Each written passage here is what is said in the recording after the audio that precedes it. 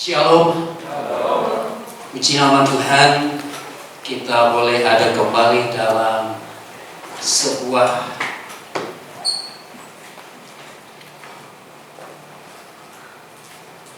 waktu dalam kebersamaan kita dari waktu yang Tuhan berikan bagi kita, dan kita memberi waktu yang terbaik kita hari ini buat Tuhan.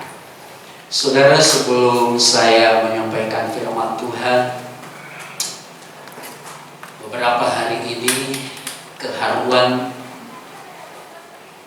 menghampiri banyak orang di Indonesia, terutama keluarga besar Gubernur Jawa Barat.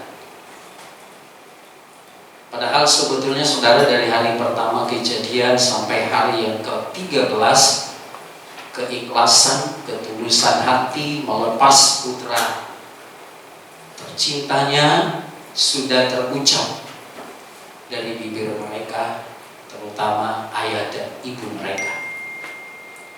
Tapi di hari yang ke-14, seolah-olah duka itu terulang kembali dengan ditemukannya jenazah Eril, putra yang sangat dicintai oleh sang gubernur. Nah, saudara, anak ini ada di tempat yang bagi dia adalah terbaik untuk menuntut ilmu, untuk dia melanjutkan kuliahnya dan mengambil S2-nya. Tetapi apa yang terjadi, saudara? Malapetaka menghampiri dirinya, maut menghampiri dirinya, sehingga semua rencana itu menjadi fatal, gagal, dan hanya menghasilkan duka. Saudaraku yang dikasih oleh Tuhan, kenapa saya memetik cerita ini terlebih dahulu bagi kita sore hari ini? Karena saya ingin kita melihat atau memahami peristiwa ini dan mengartikannya sebagai orang Kristen. Seperti bahasa kami Korea bilang, Joma masakap dalana, Jehovah betulus lakana. Itu bahasa Korea. Kalau bahasa Prabu Muli macam ini, uang rencana ke apa yang nak digawikannya, tapi Tuhanlah yang bikin jadi. Rancangan Tuhanlah yang jadi. Nah, kalau seperti itu adanya Bapak Ibu Saudara, rasanya untuk anak Tuhan, untuk kita semua, tidak ada dalil untuk kita menjauh dari Tuhan. Betul? Rasanya tidak ada cerita bagi anak-anak Tuhan untuk tinggalkan Tuhan, karena apa yang akan terjadi bagi kita bukanlah keinginan kita, bukanlah rancangan kita, tetapi keinginan Tuhan. Oleh karenanya, saudaraku, sebagai umat percaya kepada Tuhan, mari kita terus melangkah, berjalan hidup bersama-sama dengan Tuhan dimanapun kita berada. Saya bisa bayangkan kesedihan mereka, saya bisa bayangkan rasa kehilangan yang sangat besar. Tapi apa mau dikata, kita tidak bisa menolong diri kita, kita tidak bisa untuk menjadikan semua terjadi seperti apa yang kita mau. Oleh karenanya, saudaraku, sekali lagi kita orang percaya kepada Yesus, rasanya tidak ada alasan bagi kita untuk meninggalkan Tuhan, untuk keluar dari rencana Tuhan, keluar dari maksud Tuhan. Amin, saudara. Amin. Sebab kalau tidak, saudaraku yang dikasih oleh Tuhan, kita tidak akan pernah bisa menerima keadaan kita. Kita akan tetap menjadi manusia yang egosentris. Kita akan tetap menjadi manusia yang berfokus kepada diri kita. Dan ketika hal atau sesuatu itu terjadi bagi kita bukan yang kita inginkan, maka kita tidak akan pernah mampu untuk mengucap syukur. Kita tidak akan pernah mampu berkata, oh Tuhan, Engkau baik.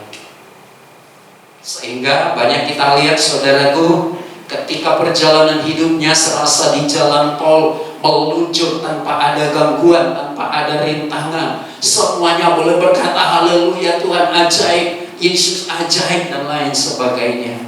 Tetapi ketika sesuatu itu terjadi di luar daripada keinginan kita, banyak orang menjadi tertunduk dan tidak mampu lagi mengangkat kepalanya kepada Tuhan.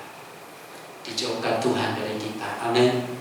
Kita semua di sini adalah orang-orang yang selalu rindu bersama-sama dengan Tuhan kita. Karena rencana Dialah, maksud Dialah yang jadi bagi kita.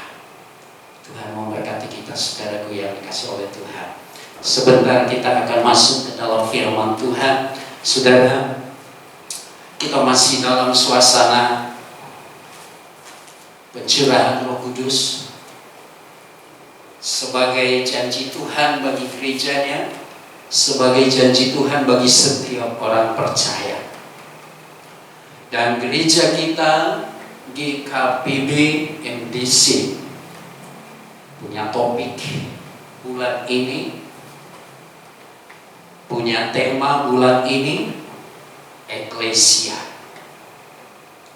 Eklesia yang artinya, saudaraku yang dikasihi oleh Tuhan, dipanggil dari kegelapan kepada terang.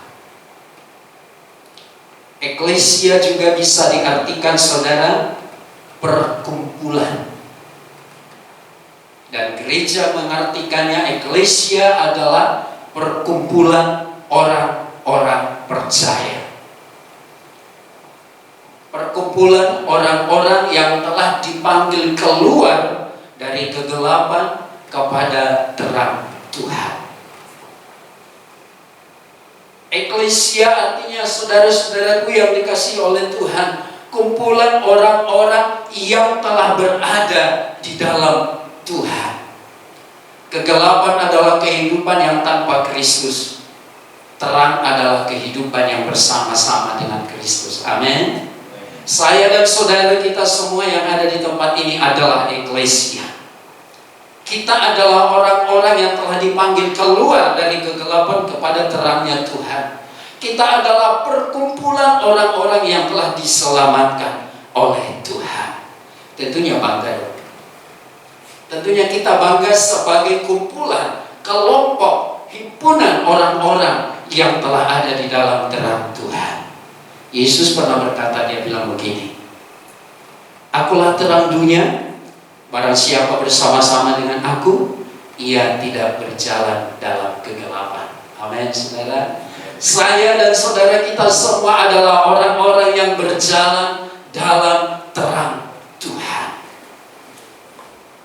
Kalau demikian adanya, Bapak Ibu Saudara, kita harus kembali kepada eklesia yang pertama. Kumpulan orang-orang yang pertama yang telah percaya kepada Tuhan. Kumpulan orang-orang atau himpunan orang-orang yang sudah dipanggil keluar dari kegelapan atau hidup tanpa Kristus dan masuk di dalam terang, hidup bersama-sama dengan Kristus. Kita akan lihat, saudaraku, saya mau mengajak kita membuka bersama-sama dalam Kisah Para Rasul 2 ayatnya ke-41 sampai dengan ayatnya yang ke-47. Kisah Para Rasul pasalnya yang kedua, ayatnya yang ke-41 sampai dengan ayatnya yang ke-47. Saudara boleh dibuka, boleh dibaca di monitor, gak apa-apa, mana yang mudah untuk kita.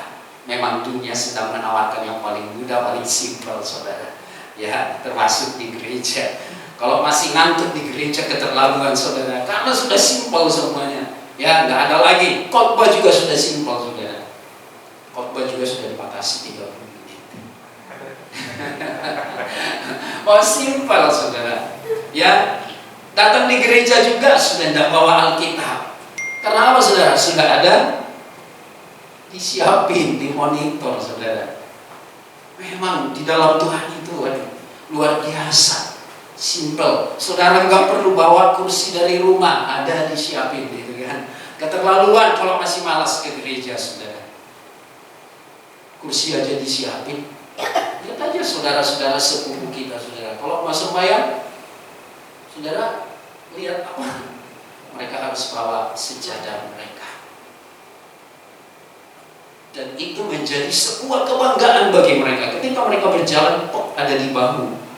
Rasanya hidup itu sempurna, saudara. Iya kan? Kenapa? Karena dia bisa melakukan sesuatu untuk dirinya menghadap Tuhannya. Boleh tiru dong, amin? Boleh, kenapa tidak, saudara? Hal-hal yang baik jangan dibiarkan berlalu begitu saja. Kita boleh petik, kita boleh ambil, kita boleh teladani. Haleluya. Mari bersama-sama kita baca Kisah Para Rasul 2 ayatnya yang ke-41 sampai 47. Kita mulai 1, 2, 3. Orang-orang yang menerima perkataannya itu memberi diri dibaptis, dan pada hari itu jumlah mereka bertambah kira-kira 3.000 jiwa. Mereka bertekun dalam pengajaran rasul-rasul dan dalam persekutuan, dan mereka selalu berkumpul untuk memecahkan roti dan berdoa. Maka ketakutanlah mereka semua, sedang rasul-rasul itu mengadakan banyak mukjizat dan tanda. Dan semua orang yang telah menjadi percaya itu tetap bersatu, dan segala kepunyaan mereka adalah kepunyaan bersama. Dan selalu ada dari mereka yang menjual harta miliknya, lalu membagi-bagikannya kepada semua orang sesuai dengan keperluan masing-masing. Dengan bertekun dan dengan sehati mereka berkumpul tiap-tiap hari dalam bait Allah. Mereka memecahkan roti di rumah masing-masing secara bergilir dan makan bersama-sama dengan gembira dan dengan tulus hati, sambil memuji Allah. Ini sebetulnya terpisah satu kalimat jadi nggak nyambung, saudara ya.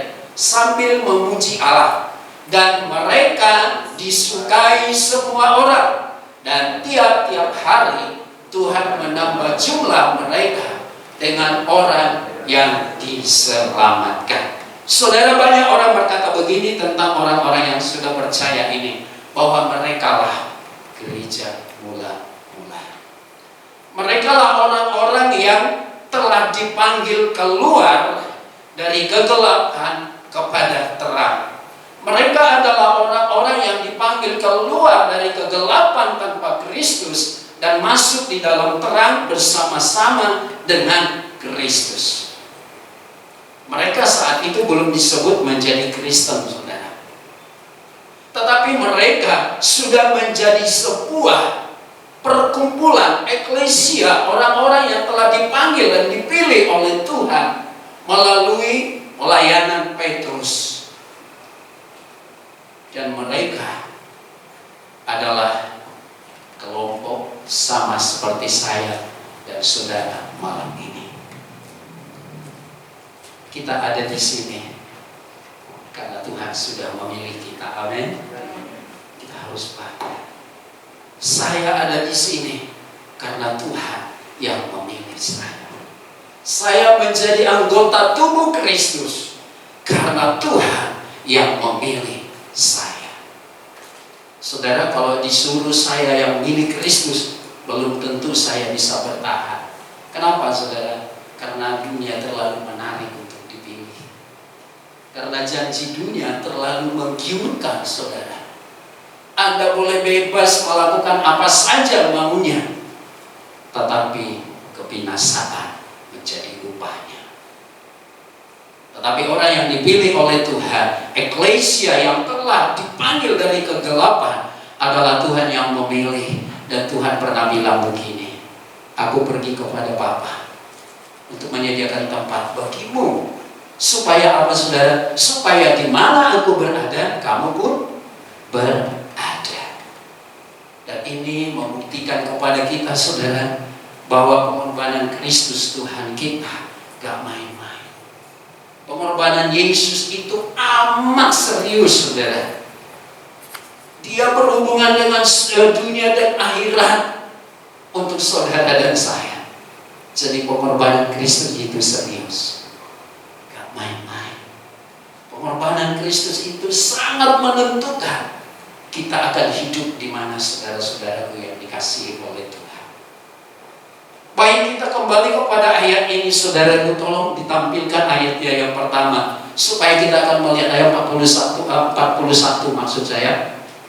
Supaya kita akan melihat, saudaraku yang dikasihi oleh Tuhan, mereka yang telah dipanggil Tuhan, mereka yang telah menjadi eklesia, mereka telah menjadi perkumpulan orang-orang yang ada di dalam terang Kristus. Kita lihat, saudara, orang-orang yang menerima perkataannya, maksudnya khotbah, pelayanan yang disampaikan oleh Petrus kepada mereka, itu memberi diri dibaptis. Dan pada hari itu jumlah mereka bertambah kira-kira 3.000 jiwa. Saudaraku, ada yang menarik di dalam ayat ini menurut saudara? Ada yang menarik?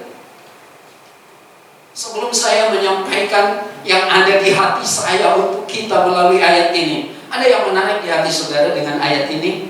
Coba kita analisa bersama, saudara. Ada, saudara?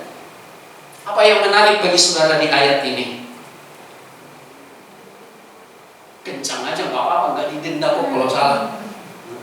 Coba siapa yang ingin berbagi dengan kita, siapa kita di sini, ya? Menurut saudara, apa yang menarik di ayat ini untuk saudara?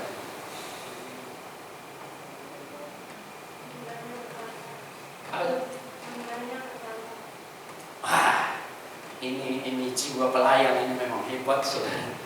Dia langsung lihat, oh, jiwa-jiwa diselamatkan, jiwa-jiwa datang di gereja, gitu kan? Nah, itu memang seorang pelayan begitu. Dia maunya jiwa-jiwa datang, saudara. Ada yang lain yang punya kalimat atau pengertian dalam ayat ini yang istimewa lah di hati saudara. Ada yang lain, saudara? Gak ada. Oke, coba buka ayat sebelumnya. Ayat sebelumnya, ayat 40. Kalimat yang terakhir saja kita baca, saudara. Katanya, ini kata siapa, saudara? Ini kata siapa? Petrus. Kita baca, berilah dirimu diselamatkan dari angkatan yang jahat ini. Awal penyampaian khotbah Petrus, saudaraku yang dikasihi oleh Tuhan, supaya jiwa-jiwa, supaya orang yang bersama-sama dengan mereka pada waktu itu memberi diri mereka diselamatkan dari angkatan yang jahat. Artinya apa, saudaraku? Tanpa Kristus, tanpa firman, tanpa kita menerima firman Tuhan dalam kehidupan kita, saudaraku, kita tetaplah orang gelap. Kita tetaplah orang jahat. Karena dalam firman Tuhan katakan, berilah dirimu diselamatkan dari angkatan orang yang jahat. Dan di ayat 41 itu menjadi sangat indah, saudara. Dan mereka, coba kembalikan ayat 41. Dan mereka, atau orang-orang yang menerima perkataan itu, memberi diri mereka dibaptis, dan pada hari itu jumlah mereka bertambah 3.000 jiwa. Yang sangat istimewa dalam ayat ini, saudara, adalah kesiapan mereka untuk dipisahkan dari kegelapan. Kesiapan mereka untuk berpisah, terpisah dari kejahatan, saudara. Buktinya apa, saudara? Setelah mereka menerima perkataan itu, mereka memberi diri mereka dibaptis. Ini menjadi sebuah bukti bagi kita, saudara, bahwa orang yang dipanggil oleh Kristus, orang yang mau keluar dari kegelapan, dia harus siap terpisah dari kejahatan dunia ini. Orang Kristen tidak bisa berdiri di atas dua perahu, saudara. Perahu A dan perahu B. Bayangkan, saudara, kalau perahu A di sini, perahu B di sini, kemudian satu jalan, satu tindak jalan, otomatis kita akan jatuh dan ambruk, saudaraku yang dikasihi oleh Tuhan. Dan ini memberikan sebuah pengajaran bagi kita. Ketika kita menjadi eklesia, ketika kita menjadi gereja, ketika kita menjadi orang-orang yang diselamatkan Tuhan, ketika kita orang-orang yang keluar dari kegelapan dan dalam hidup dalam Kristus, kita harus siap dipisahkan dari kejahatan. Kita harus siap dipisahkan dari dunia ini. Mereka sangat respon dengan firman Tuhan. Lalu mereka memberi diri mereka dibaptis. Dibaptis itu artinya apa, saudara? Tanda pertobatan. Mati dalam dosa dan bangkit dalam Kristus. Jadi saudara, kesiapan kita untuk terpisah dari kegelapan menjadi bukti saya dan saudara adalah eklesia. Amin. Saya dan saudara kita semua adalah eklesia, orang yang telah diselamatkan Tuhan. Tetapi kalau kita masih tidak mau terpisah dengan dunia ini, dengan kejahatan, dengan pemberontakan kepada firman Tuhan, maka eklesia belumlah menjadi milik kita. Eklesia yang pertama, saudara, sangat-sangat luar biasa. Mereka menerima perkataan Tuhan dan memberi diri mereka dibaptis. Padahal saudara, mereka belum pernah ikut KKR, saudara. Orang sekarang udah ikut KKR di timur, KKR di barat, KKR di tengah, masih juga belum bertobat-tobat, saudara. Terlalu banyak. Sudah dengar khotbah si A, si B, si C, saudara-saudara, sudah mengikuti online dan mengikuti semuanya, tapi kok nggak tobat-tobat gitu ya. Artinya apa, saudaraku yang dikasih oleh Tuhan? Kita sedang berjalan kepada eklesia dan belum sampai kepada eklesia. Saudara, saya mau tanya, kita semua sudah menerima baptisan air? Sudah dibaptis kita semua? Yang belum, tidak usah angkat tangan. Tapi perhatikan ayat ini. Mereka yang menerima firman Tuhan, mereka yang dipanggil oleh Tuhan melalui penyampaian Petrus, mereka menerima perkataan itu dan memberi diri mereka dibaptis. Eklesia adalah orang-orang yang siap dipisahkan dari kegelapan. Katakan amin, saudara. Amin. Keterlaluan anak-anak Tuhan. Hari Minggu di gereja, hari Kamis di tempat lain, katakanlah seperti itu ya, dalam proses sebut. Keterlaluan anak-anak Tuhan sudah dengar berulang kali firman Tuhan, sudah berulang kali, bertahun-tahun, waktu yang sudah cukup lama kita habiskan bersama-sama di dalam sebuah perkumpulan, tetapi terlalu sulit rasanya bagi kita untuk dipisahkan dari kegelapan. Saudaraku, boleh kita baca di dalam Wahyu. Di situ ada 7 jemaat. Ada 7 jemaat yang semuanya menerima firman Tuhan, tetapi tidak semuanya yang dipuji oleh Tuhan. Tidak semuanya yang dikatakan oleh Tuhan layak, tetapi mereka dikatakan apa, saudara? Engkau telah kehilangan kasih yang mula-mula. Terus Tuhan juga mengatakan kepada mereka, apalagi saudara? Ada yang kehilangan kasih mula-mula, ada yang tidak panas dan tidak dingin. Apalagi ada 7 jemaat. Hanya 1 jemaat yang Tuhan bilang begini, aku tahu bahwa kekuatanmu tidak seberapa. Kenapa saya mau memetik ayat ini atau memetik cerita ini untuk kita, saudara? Supaya kita boleh mengingat bahwa yang Tuhan cari sampai akhir zaman pun adalah orang-orang yang telah menjadi eklesia, orang-orang yang telah siap dipisahkan dari kegelapan, orang-orang yang siap dipisahkan dari kejahatan, orang-orang yang siap melakukan firman Allah dalam hidupnya. Itulah yang Tuhan cari. bukan merek gereja yang keren, bukan gedung gereja yang besar, tetapi yang dicari oleh Tuhan adalah gereja secara pribadi. Ada lagu sekolah minggu kita, gereja bukanlah gedungnya dan bukan pula menaranya. Apalagi siapa guru sekolah minggunya? Saya gereja, kamu gereja, kita sama-sama gereja. Artinya apa saudara? Semua ini akan tinggal, tetapi yang Tuhan ambil dan yang Tuhan bawa adalah saya dan saudara yang siap menerima kebenaran firman Tuhan dan siap dipisahkan dari kegelapan. Boleh sekali lagi kita baca ayat ini dan kita akan melangkah kepada ayat yang berikutnya. Orang-orang yang menerima perkataannya itu memberi diri dibaptis, dan pada hari itu jumlah mereka bertambah kira-kira 3.000 jiwa. Oh, luar biasa. Akan ada dampak yang luar biasa ketika kehidupan kita ada di dalam terang Tuhan. Bukan saja berbicara tentang jiwa-jiwa yang datang di gereja ini, saudara, tidak.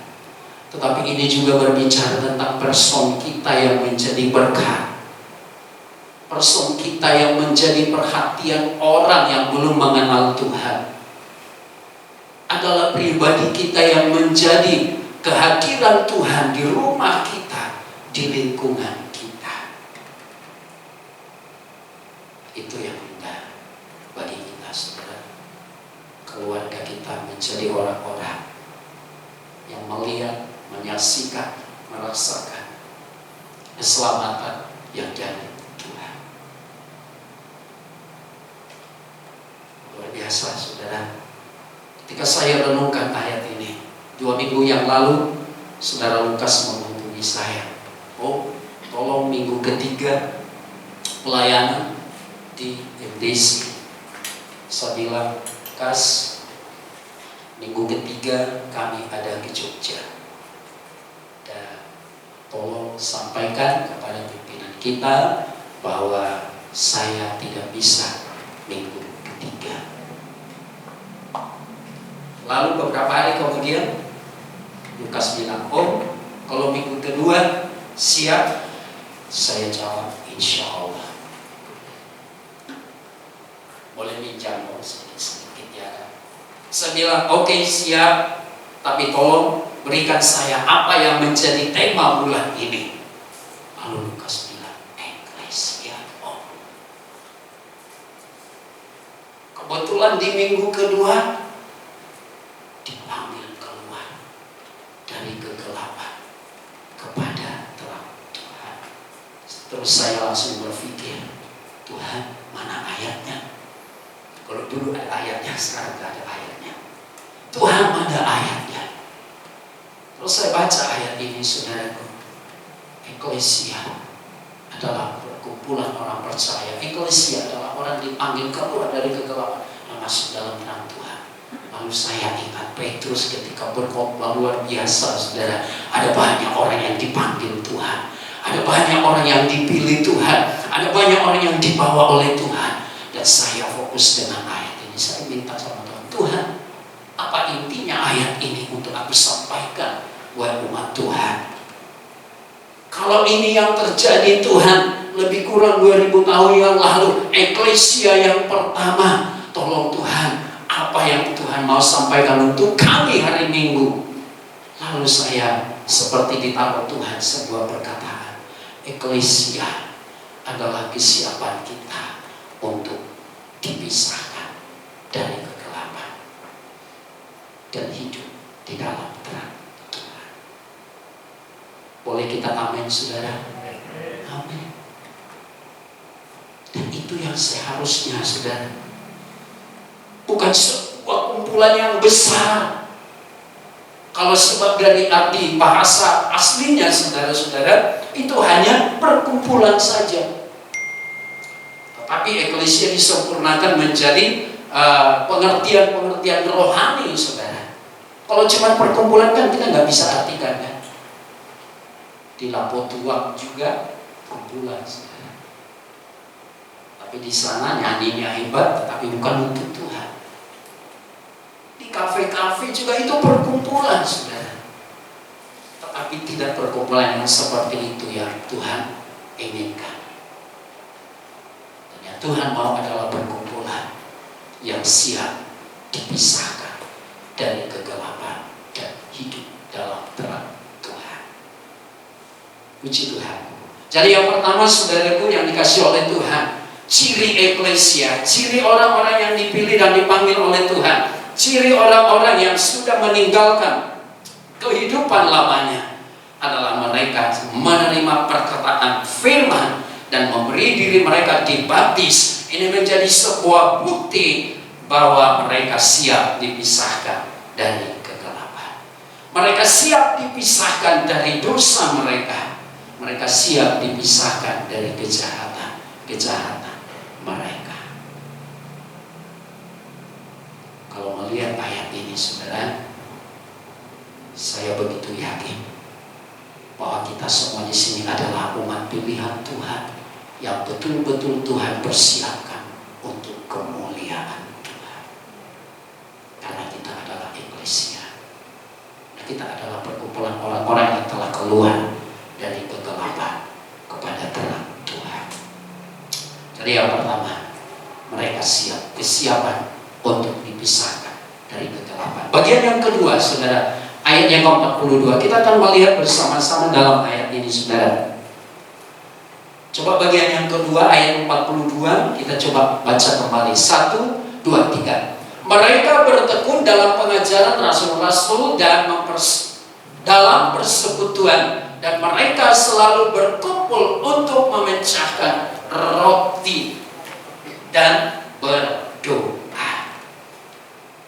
Poin yang kedua yang saya sangat kagum dengan apa yang terjadi di tengah-tengah eklesia yang pertama, di tengah-tengah orang-orang yang telah diselamatkan Tuhan yang pertama, mereka memiliki ketekunan.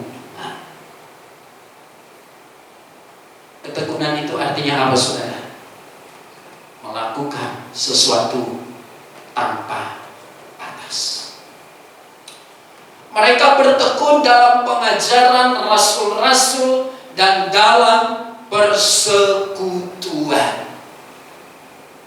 Mereka menjadikan persekutuan dan pengajaran firman Tuhan menjadi sesuatu yang teramat penting dalam kehidupan mereka. Kalau saya boleh mengatakan kepada kita, seolah-olah hidup ini tidak akan lengkap sebelum mereka belajar tentang firman Tuhan. Hidup ini tidak akan lengkap sebelum mereka ada dalam persekutuan, ada dalam perkumpulan. Ini yang hilang dari banyak gereja, saudara. Apalagi di tengah-tengah pandemi yang melanda dunia lebih kurang 2 tahun, saudara. Ya, lebih kurang 2 tahun. Orang sudah tidak mampu lagi untuk tekun, saudara.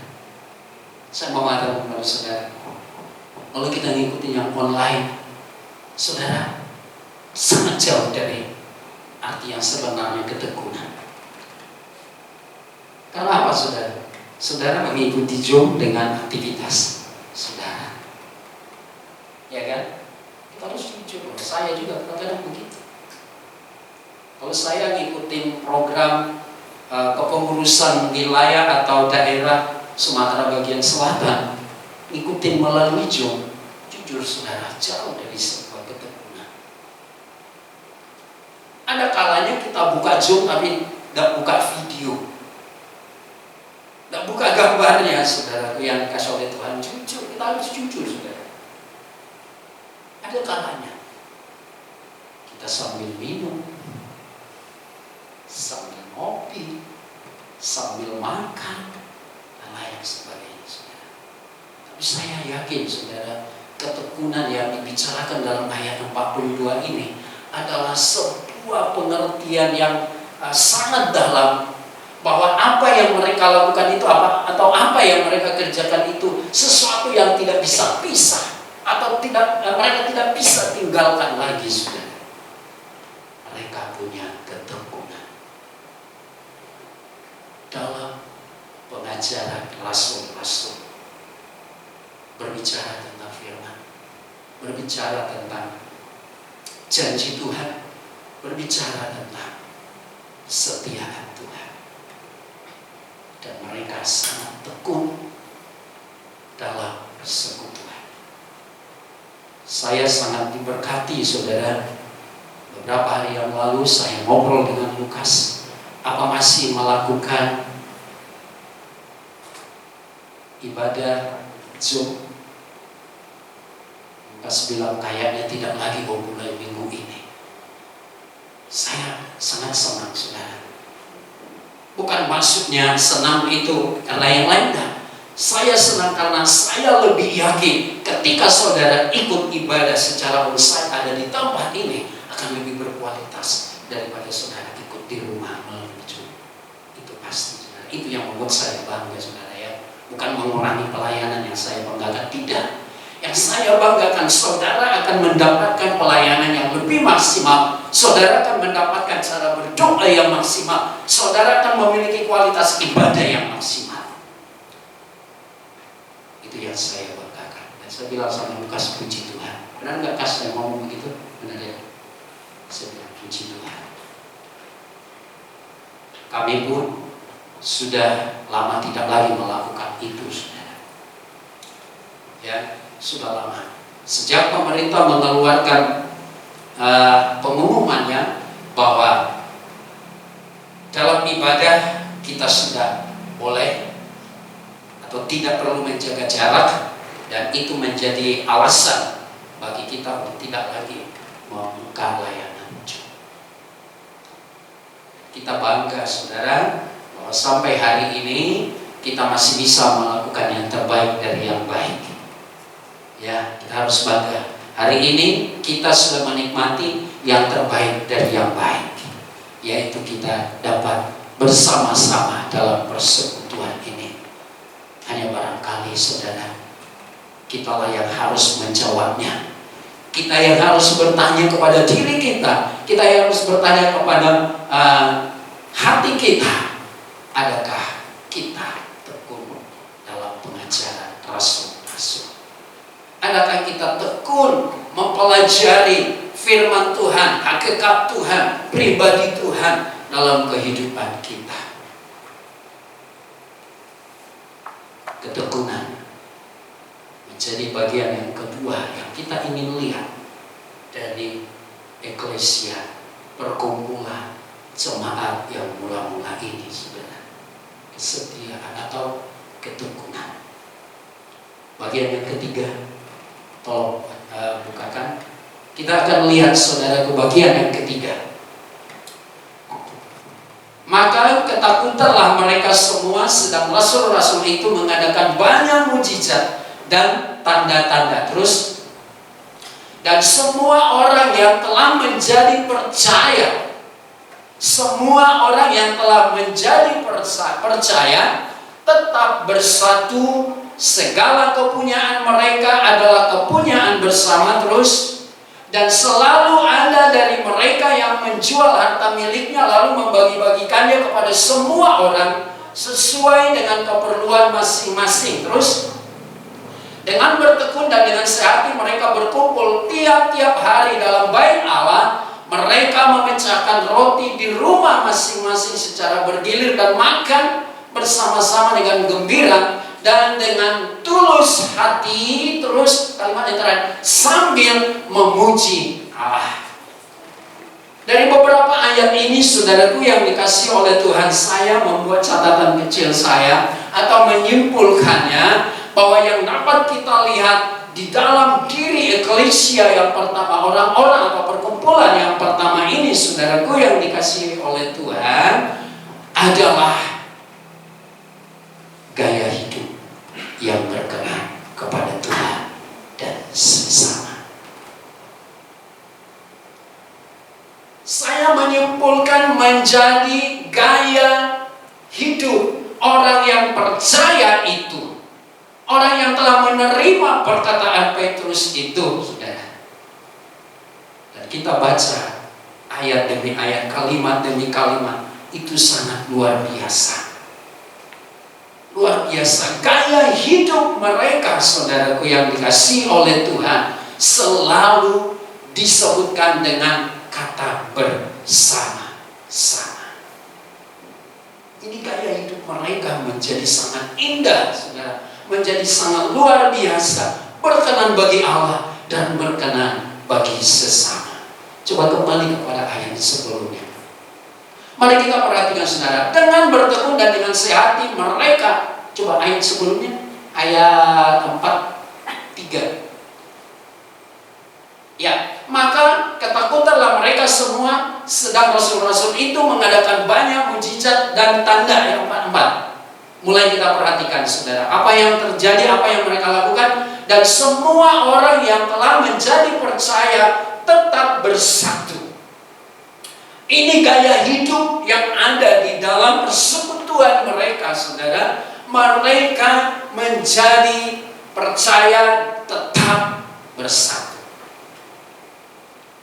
Selanjutnya, dan segala kepunyaan mereka adalah kepunyaan bersama. Ini gaya hidup, saudara. Bukan maksudnya isi dompet saya menjadi isi dompet saudara, tidak, saudara.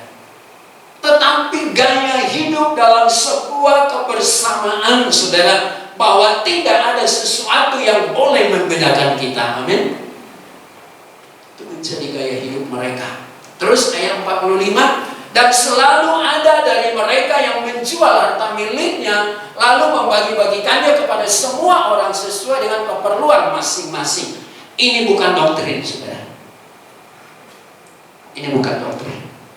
Tetapi ini gaya hidup anak-anak Tuhan yang bermurah hati. Gaya hidup anak-anak Tuhan yang suka berbagi. Gaya hidup anak-anak Tuhan yang peduli dengan sesama. Gaya hidup anak-anak Tuhan yang tidak memikirkan dirinya sendiri. Pernah mendengar ada satu kelompok saudaraku yang dikasih oleh Tuhan, dan waktu itu mereka ada di satu tempat dan menantikan Yesus akan datang pada tanggal dan waktu yang mereka sudah tentukan, saudara. Yang menyedihkan pada waktu itu, saudara, ketika diwawancarai, orang-orang yang ada di tempat itu ada yang dari Makassar, ada yang dari Papua, ada yang dari tempat-tempat lain, saudara. Ketika diwawancarai, seseorang bilang begini, atau yang mewawancari itu bilang begini, Bapak dari mana? Dari Timur. Sebelumnya Bapak kerja sebagai apa?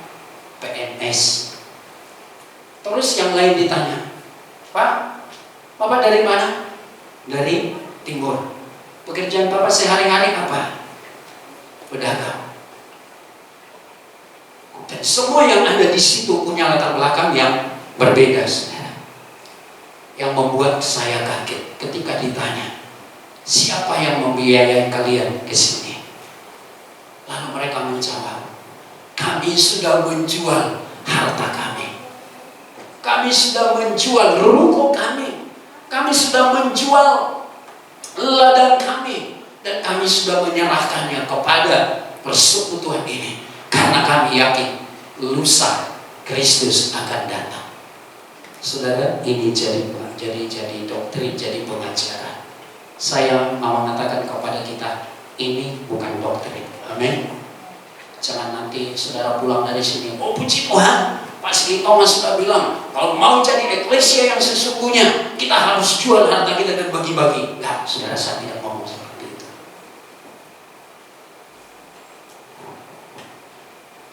Kalau Pak Ferdi yang mau jual, oke saja, bagi dengan saya, Pak, boleh. Tapi kalau cuma Anda nanti kios jual apalah saya ngomongnya, jual kelapa parut, saudara, terus itu dijual, mau hidup pakai apa besok, ya, gitu ya. Nah, jadi ini bukan doktrin, amin, bukan pengajaran, tapi ini adalah gaya hidup. Gaya hidup anak-anak Tuhan, gaya hidup eklesia, gaya hidup orang-orang percaya yang tidak egosentris lagi, tetapi memiliki kemurahan hati bagi sesama. Ayat ini bilang kok bukan diajarkan oleh Petrus, benar kan? Nggak ada loh. Saudara mau lihat juga di terjemahan apa? Tidak ada bahwa Petrus mengajarkan itu kepada mereka. Tetapi itu menjadi gaya hidup yang tercipta dari kehidupan yang ada di dalam terang Tuhan, mereka menjadi orang yang sangat peduli dengan sesama. Mereka menjadi orang yang sangat bermurah hati satu dengan yang lain. Dan selalu ada dari mereka yang menjual harta miliknya. Petrus tidak pernah ajarkan. Petrus tidak pernah maksa, saudara. Oh, kalau mau selamat, jual hartamu. Walaupun pernah Yesus pernah bilang begini, ketika orang itu bertanya, Tuhan, apa yang kami harus lakukan supaya kami diselamatkan? Cerita terakhirnya saudaraku yang dikasih oleh Tuhan, firman Tuhan bilang, juallah hartamu dan bagi-bagikan kepada orang miskin. Saudaraku, jangan ditelan bulat-bulat ayat itu, saudara. Tuhan mengatakan itu kepada dia karena Tuhan tahu itulah yang menghalangi dia untuk diselamatkan. Hartanya itu, kekayaannya itulah yang membuat dia gak mampu untuk terpisah dari dunia ini, dari kegelapan itu, saudara. Lalu Yesus bilang, jual hartamu kalau memang kamu mau diselamatkan. Karena Tuhan tahu, ini loh yang masalah dalam hidupmu. Ini loh yang jadi persoalan dalam keselamatanmu. Lalu Tuhan bilang, juallah hartamu dan bagikan kepada orang miskin.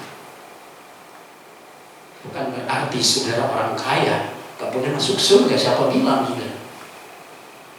Gereja, pelayanan, sosial bisa berjalan karena apa, saudara? Karena ada biayanya, karena ada dananya. Tapi kalau orang kaya yang setia sama Tuhan, yang berani juga kalau mau seperti ayat ini, mau menjual hartanya untuk orang miskin, saudara, mungkin mahkota dia lebih besar dari mahkota pendeta. Ya kan? Karena pendeta mungkin gak ada harta yang mau dijualnya, saudara. Luar biasa.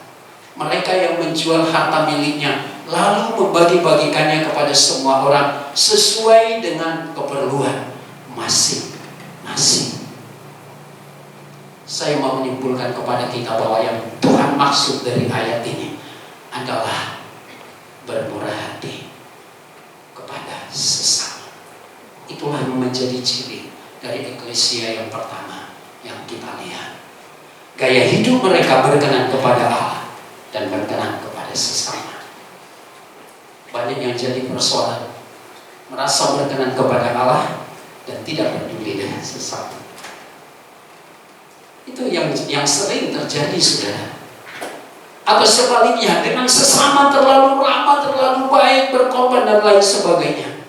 Tetapi kepada Tuhan tidak demikian. Jadi luar biasa bahwa eklesia yang pertama punya gaya hidup yang berkenan kepada Allah dan berkenan kepada sesama. Kita mau buktikan, saudara. Kita mau buktikan. Boleh tolong buka ayat selanjutnya, Kas, ayat 47. Kita baca sama-sama. Mulai dari dan saja, tak usah lagi baca sambil memujinya. Mulai dari kata dan. 1, 2, 3. Dan mereka disukai semua. Ini menjadi bukti, saudara, bahwa eklesia yang sesungguhnya memiliki gaya hidup yang berkenan kepada Allah dan berkenan kepada sesama. Kalau gaya hidup gereja, gaya hidup kita, saudara, berkenan kepada Allah dan berkenan kepada sesama, yakinlah tidak akan ada orang yang menghujat iman kita. Amin. Tidak akan ada orang yang menghujat iman kita. Tidak akan ada orang yang meremehkan kita. Tidak akan ada orang yang memojokkan kita. Karena apa, saudara? Karena gaya hidup kita berkenan bagi mereka. Jadi berkat kepada mereka dan berkat kepada sesama. Tuhan menolong kita, saudaraku yang dikasihi oleh Tuhan. Yang pertama tadi apa, saudara? Eklesia yang pertama itu, yang pertama apa tadi? Siap dipisahkan dari kegelapan. Katakan amin, saudara. Terus yang kedua, memiliki ketekunan yang menjadi karakter dari anak-anak Tuhan. Seolah-olah hidup ini tidak lengkap kalau tidak beribadah. Amin. Oh, haleluya. Seolah-olah hidup kita hampa kalau kita tidak beribadah. Itu artinya ketekunan ini, saudara. Dan yang ketiga, saudara, memiliki gaya hidup yang berkenan kepada Allah dan sesama. Kita sudah buktikan, dan semua orang menyenangi mereka. Mereka disukai semua orang. Haleluya. Satu ayat di 2 Korintus pasalnya yang ke-6 ayat ke-17. Coba kita lihat apa dikatakan di situ. Pisahkanlah dirimu dari angkatan yang jahat ini. Haleluya. Seberapa siap kita, saudara, merelakan diri kita dipisahkan oleh Tuhan dari dunia yang jahat ini? Seberapa siap kita, saudara, yang siap menjadi eklesia yang sesungguhnya, yang mau memiliki ketekunan? Seberapa banyak kita, saudara, yang siap memiliki gaya hidup yang berkenan kepada Tuhan dan berkenan kepada sesama? Kita sudah lihat, saudara, banyak di antara mereka yang melakukan hal-hal yang sangat indah, yang sangat mulia, yang Petrus juga gak pernah ngomong sama mereka, saudara. Tetapi mereka memiliki gaya hidup yang berkenan kepada Allah dan sesama. Tuhan memberkati kita, saudara. Saya hitung-hitung sudah 45 menit, saudaraku yang dikasih Tuhan. Nanti saya ditegur oleh Lukas lagi. Haleluya. Tuhan tolong kita, Bapak Ibu saudara. Maukah kita menjadi eklesia yang sesungguhnya? Maukah kita menjadi berkat karena keselamatan yang dari Tuhan yang telah diberikannya kepada kita, dan dari kehidupan kita keselamatan itu mengalir melalui